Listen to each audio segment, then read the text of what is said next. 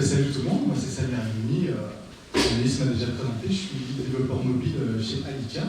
Aujourd'hui, je vais vous parler un petit peu de React Native et du wallet iOS, je vais mettre de tout ça sur on va commencer par un petit agenda, je vais vous parler de pourquoi j'ai choisi ce sujet-là en fait, comment ça fonctionne, les liens possibles qu'on peut utiliser pour intégrer dans un wallet iOS, la partie backend, la partie front-end, une petite conclusion et puis des sources.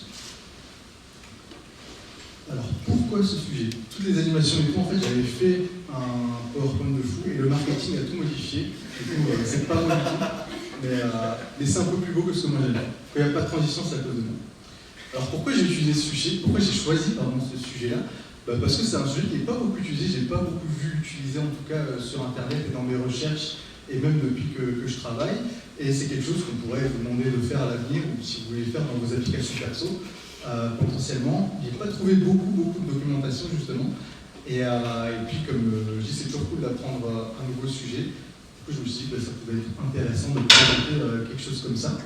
C'est quelque chose que j'ai pu utiliser une fois vite fait chez un client qui était une assurance il y a 2 ans, 3 ans, 2 ans, et du coup voilà.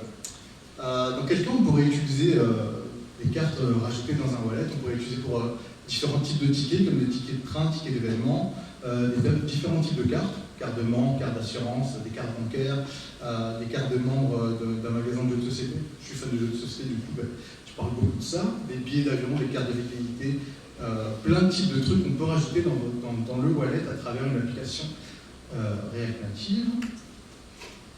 Comment ça fonctionne? En fait, finalement, j'ai fait un petit graphique ici. La grosse partie, ça va être quand même la partie back-end, finalement. À travers l'application, on va envoyer les données vers le back-end pour lui envoyer un petit peu les données utilisateurs qu'on voudrait afficher sur une carte, sur un ticket ou peu importe. Et on va lui demander de créer un pass. Je viendrai un petit peu plus tard sur c'est quoi un pass. Le back-end va enregistrer dans la base de données ou en local, ou en cloud, ou pas du tout, peu importe si on en a besoin, le pass qu'il aura généré, je vais vous montrer après. Ensuite, on va avoir une confirmation que le pass a été généré, on va le récupérer soit de la base d'un cloud, d'une base de données. Alors, le backend va l'envoyer directement sur l'application mobile, et puis on va l'afficher sur l'application, on va pouvoir l'enregistrer ensuite sur le wallet iOS. Du coup, un pass, qu'est-ce que c'est? En fait, un pass, c'est finalement la carte que vous voyez sur votre wallet, sur votre téléphone ou sur l'application, c'est ce qui pourrait être imprimé sur une feuille de papier avec donc, il y a une image, il peut avoir code barre, il peut avoir du texte, il peut avoir nom, prénom, tout ça, tout ce que vous voulez rajouter en fait finalement dans la carte. Et c'est ce qui va être enregistré dans le wallet, le pass. Alors, avant de commencer, la partie la plus compliquée, c'est tout ce qui est certificat et identifier. C'est ça qui m'a pris le plus de temps, finalement, tant dans mes recherches que dans la réalisation. C'est d'aller chercher des certificats et les générer pour pouvoir créer justement le pass comme je le disais. Donc on va aller sur Apple Developer et on va créer un identifier qu'on va utiliser dans Xcode. Donc avant de commencer aussi, on va ouvrir notre application avec Xcode, notre application React Native, et on va aller lui rajouter dans ses capacités le wallet avec justement l'identifier qu'on aura créé ici. Donc ici, passe comme Samir Aïcha Password, entre autres, et on va générer avec OpenSSL des certificats.pem qu'on va mettre dans un dossier, certes, dans le backend. Je vais vous montrer le backend après, vous allez comprendre, tout va faire lien. Les layouts aussi, parce qu'on peut avoir différents types de layouts pour le cas, comme je vous le disais tout à l'heure. Il y a une bonne documentation pour ça, pour le coup, sur le site de développement Apple, qui va vous présenter un petit peu les wallets les layouts qu'on peut utiliser et les différents types d'informations qu'on peut rajouter dans les cartes. Ici, on peut voir qu'il y a différents types de cartes. Il y a des cartes de type boarding pass, des coupons, des tickets d'événements pour des concerts, des trucs de théâtre ou quoi. Une carte générique que généralement on utilise, dans laquelle on va pouvoir mettre ici, comme ils le mettent, type d'image supportée, logo, icône, thumbnail, etc. Et des scorecards pour des trucs de magasins, etc. Je peux le montrer directement ici. Justement, c'est ça la documentation que j'ai pu trouver avec ici les layouts, qui nous montrent un petit peu justement les fields, donc les champs qu'on va remplir en envoyant les données du front-end au back-end, et qu'on va remplir dans le back-end primary fields, auxiliary fields, secondary fields, un footer, un barcode si on veut, logo, etc., etc. Et on peut voir les différents types de layout. Je reviens à ma présentation. La partie back-end, et c'est ça qui va être entre guillemets le plus intéressant parce que ça va être le gros du travail. Ça va nous permettre de recevoir les données et on va les rajouter dans notre pass. Comment ça va fonctionner? On va utiliser un modèle, je vous montrerai le modèle après aussi. On va enregistrer ici des certificats, on va les utiliser, pardon, et puis on va envoyer le pass en base 64 dans notre code. Je vais passer sur le code du back-end, mais avant ça, je voulais vous montrer également des exemples qu'on reçoit, qu'on peut télécharger du site d'Apple. On peut justement comme ça voir les différents types de cartes qu'on peut créer. Donc, par exemple ici, une carte avec une carte d'événement, avec un petit peu le type d'événement, la localisation, un barcode, une image. On peut voir également ici un coupon. C'est des trucs qu'on peut utiliser. Ici, un boarding pass, par exemple pour un ticket d'avion, de train ou peu importe sur quoi vous pouvez l'utiliser. Et en fait, comment ça fonctionne? Je vais vous montrer un petit peu le pass générique. C'est un pass qui va être un modèle au format JSON, comme ici avec des informations qui sont obligatoires, comme la version du format, l'identifier ici. On se rappelle, c'est l'identifier que j'ai créé un peu plus tôt. Et puis ça, c'est des informations qu'il faut rajouter. On peut mettre également une localisation, un barcode si on veut, une localisation, ici, couleur pour le texte, le background. Et là, ça va être justement les champs qu'on va vouloir remplir avec notre backend pour afficher justement des données un petit peu dans notre carte. On se rappelle primary fields, secondary fields, etc. Le backend, justement, il est là. On va utiliser une librairie qui s'appelle le Passkit Generator, avec laquelle on va aller construire notre objet JSON, en fait, pour créer la carte. Et pour commencer, on va utiliser un modèle. Ici, on va lui dire qu'à partir du modèle, donc le modèle Alicia, c'est le modèle que j'ai créé, j'ai repris le générique et j'ai modifié ici. Donc c'est le même type de modèle que tout à l'heure, sauf que j'ai vidé un petit peu les champs qu'il y avait ici, primary fields, secondary fields, auxiliary fields. J'ai laissé aussi ça parce qu'on n'en a pas besoin ici, j'ai mis les couleurs d'Alicia. Et j'ai mis ici, donc on se rappelle, l'identifier et mon petit identifier que j'ai dans mon compte Apple Developer. Donc ce qui va se passer, c'est qu'on va prendre un modèle, on va chercher les certificats. Donc là, on vous parle des certificats, c'est là qu'ils vont être utilisés, avec le super mot de passe Alicia, comme ça, facile à retrouver. Donc voilà, ça c'est les certificats qu'on aura générés. Ensuite, on va rajouter une petite description si on veut, et un nom de logo. Et c'est ici, on va aller récupérer un petit peu nos données qu'on a envoyées à partir de front-end dans mon JSON object. Ici, on va remplir les fields. Donc ici, on va remplir le primary fields, le secondary fields, etc., etc. Une fois qu'on aura rempli les champs, on va également mettre des images. On peut mettre une petite image, un thumbnail en fait, avec une photo ou peu importe, un truc de votre compagnie, etc. Et on va enregistrer, si on veut, le pass en fichier ou dans un store. Et on va ensuite l'envoyer. Moi, je l'envoie en base 64. Donc ça, c'est pour la partie back-end. C'est pas très compliqué finalement vu comme ça, vu qu'on remplit finalement un modèle qui vient d'un fichier design. Pour la partie front-end React Native, on va utiliser aussi un module React Native Wallet Pass. On va utiliser Axios pour faire l'appel vers le back. Donc ça, c'est ce que j'ai fait. On va créer une petite application rapidement. On reçoit le pass en base 64 et puis on va l'afficher pour pouvoir l'enregistrer dans le wallet. Donc ici, j'ai créé une petite application React pour l'événement. Enfin pour l'événement. C'est une application qui va prendre un utilisateur, moi, une payload ici, avec les infos qu'on voudrait envoyer qui viennent de notre utilisateur ici. Une petite carte, dans laquelle on lui envoie l'utilisateur, donc ma carte ici, Alicia, ma carte de membre. Et on va rajouter ici le bouton. Le bouton, c'est le bouton qui vient justement de React Native Wallet Pass, qui va être le bouton Add to Apple Wallet. Et quand on va cliquer sur le bouton, qu'est-ce qui va se passer? On va appeler la fonction getPass, et la fonction getPass, elle va faire quoi? Elle va aller faire notre appel vers notre backend en local ici, avec la payload, donc c'est un post, et on va récupérer un pass. Avec le passkit, on va vérifier que notre device nous permet bien de rajouter des cartes dans le wallet, parce qu'il y a certains vieux devices pour lesquels on ne pourrait pas le faire, et si c'est bon, eh bien on peut ajouter notre data qu'on a reçue en base 64 dans notre passkit, et si pas, échec, on s'en fout. Et voilà, petite démo, donc ici, ici on a ma petite carte, ici je clique sur Add to Apple Wallet.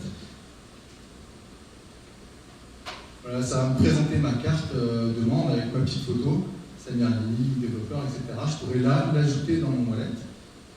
Je vais faire une petite modification, par exemple, mettons que je m'appelle Raphaël. Raphaël, c'est mon collègue et c'est une machine. Il va vous faire une présentation prochainement, ça va être une dinguerie. Voilà, Raphaël, ça a changé, c'est pas vrai, il ne veut pas faire de présentation. Kiloder, et voilà, je m'appelle maintenant Raphaël, et je peux ajouter la carte dans mon wallet. Et si je vais voir le wallet de mon device, on peut voir mes cartes avec ici mon nom, Raphaël, ami, Raphaël ami, c'est drôle. Il vient de Montréal, développeur, c'est une machine de guerre. Et tout à l'heure aussi, j'avais rajouté une carte de test, elle a un barcode avec une petite photo, etc. etc. Donc voilà pour la petite démo. Pour conclure, les questions après. Pas trop de questions.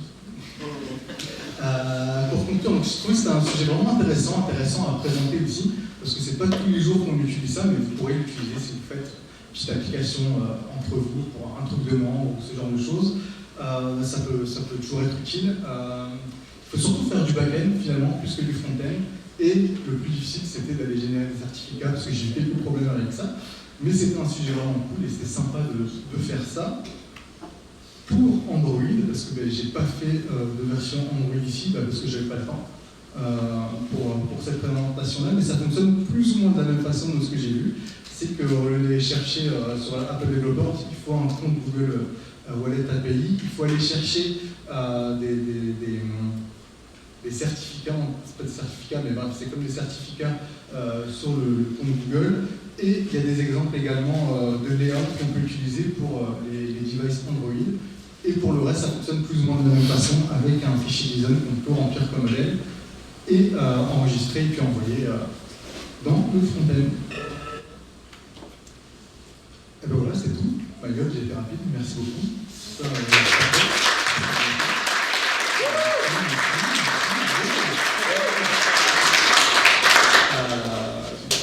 Si vous avez des questions, c'est le moment. Vas-y. Bonjour. Merci, merci.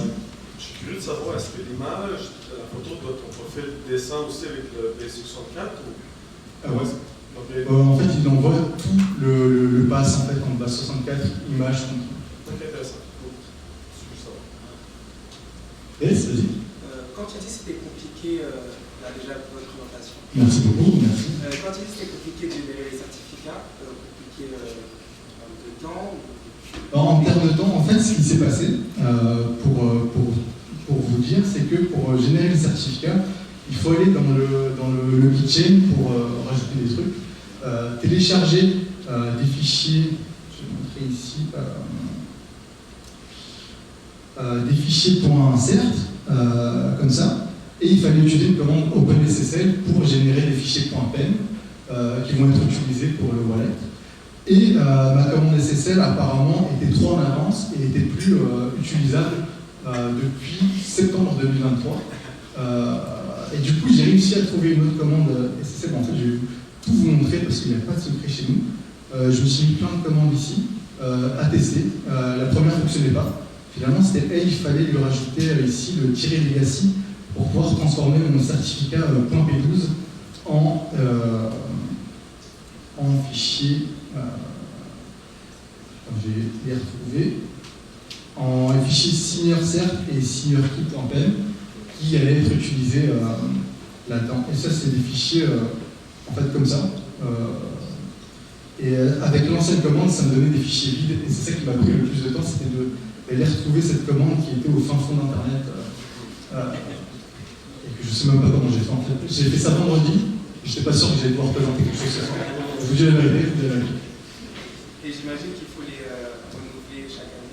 Ah oui, il y a une date, moi c'est jusqu'en 2025 pour cela, mais après il faut les renouveler. Yes, vas-y. En fait, le certificat, tu l'uploads dans ton livre, en fait. Tu ne l'uploads pas sur Connect.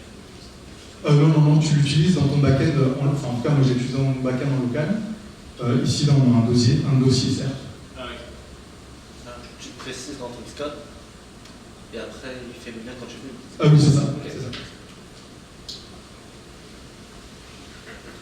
Et, ok, je voulais savoir si ces templates, les couleurs, les photos, les couleurs, est-ce que c'est difficile de les transformer pour les besoins de la compagnie? Peut-être, je regardais qu'il y a quelques templates, mais je voulais savoir s'il y a une bonne flexibilité. En fait, tu as les 5 layouts qui présentent. Tu peux pas aller plus que les 5 layouts là. Ils sont corrects. Pour les couleurs, c'est principalement ici le foreground et le background que tu peux modifier dans ton modèle. Et après, au niveau des fields, ici, tu peux mettre du texte un peu comme le layout te présente. Pour ça, quand même, leur documentation ici n'est pas pire pour voir un peu ce que tu peux faire. Après, c'est sûr que si tu veux des trucs un petit peu plus fait maison, c'est un peu plus compliqué. Ok. Et chaque entreprise, j'imagine qu'il va y avoir des recommandations. Oui, c'est ça. Ou c'est aussi la même chose. Ouais, ils ont d'autres types de layout, mais bien à Google. Il y a des standards. Ouais. Ok. Merci. Oui. Est-ce qu'il y a une meilleure façon pour les tester en utilisant par exemple Jest ou d'autres outils instruments? Je sais pas, j'ai pas essayé. Probablement Jest, c'est toujours cool, j'aime bien Jest, donc peut-être. Moi, ce que je faisais surtout, en tout cas quand j'ai fait mon backend, c'est que j'utilisais Postman. Ça me générait mon fichier, on peut le retrouver. Je me générais un fichier PKPass qui va être en fait ma carte. C'est ce que j'envoie et je le mettais comme ça. Si pas, j'imagine qu'on peut le tester avec Jest, mais je n'ai pas fait les tests. Parce que flemme. Pas le temps, juste pas le temps. Cool, trop bien. Mais s'il n'y a pas d'autres questions, il y a une adresse courriel ici si vous voulez. Vous pouvez m'envoyer plein de trucs. Tant que ça concerne du basket ou des jeux de société, moi j'accepte. Le reste, je transfère à Raphaël d'ailleurs, justement. Et c'était cool de vous présenter ça, j'espère que vous avez apprécié. Mais en tout cas, ça m'a fait plaisir d'être avec vous. Et puis, bonne suite de